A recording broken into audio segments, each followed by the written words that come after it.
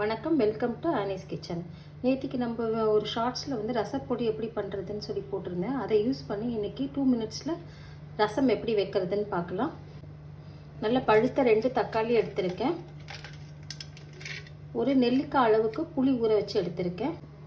1.5 தக்காளியை வந்து நல்லா மிக்சியில் போட்டு ஜூஸாக எடுத்து வச்சுக்கலாம்.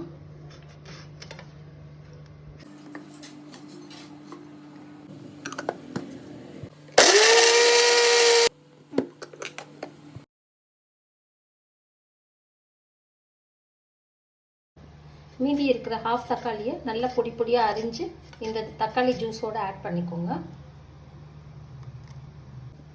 நான் இன்றைக்கி ஒரு 4 பேர் சாப்பிட்ற அளவுக்கு தக்காளி ரசம் பண்ண போகிறேன். நீங்கள் உங்கள் வீட்டில் இருக்கிற பர்சன்ஸை பொறுத்து அதுக்கேற்ற மாதிரி கூடவும் கூட்டிக்கோங்க.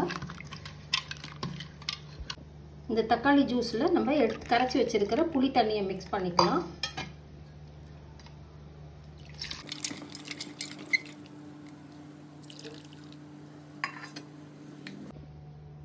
இந்த அளவுக்கு புளி தண்ணியும் தக்காளி ஜூஸும் சேர்த்து மிக்ஸ் பண்ணி இந்த அளவுக்கு ரசம் எவ்வளோ வேணுமோ அந்த அளவுக்கு கூட்டி எடுத்து வச்சுக்கோங்க.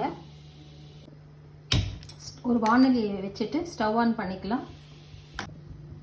தாளிக்கிறதுக்கு கொஞ்சமாக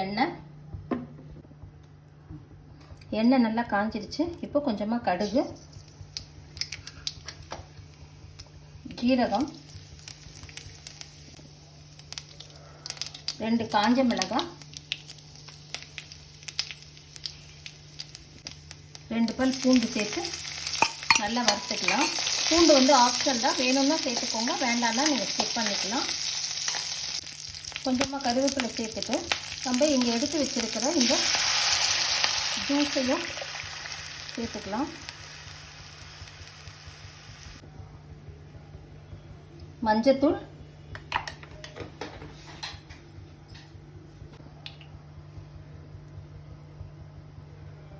கொஞ்சமாக பெருங்காயம், நேற்றுக்கு நம்ம அரைச்சி வச்சுருந்த ரசப்பொடியிலேருந்து 2.5 ஸ்பூன் போட்டுக்கிறேன்.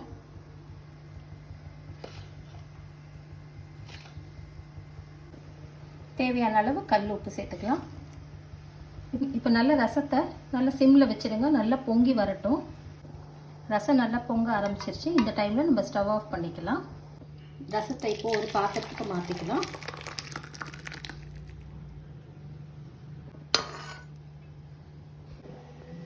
கொத்தமல்லி கருவேப்பிலை தூவிட்டு ரசத்தை இறக்கிட வேண்டியதுதான். அவ்வளோதாங்க, ரொம்ப ஈஸியாக 2 நிமிஷத்தில் ரசம் ரெடி ஆகிடுச்சு.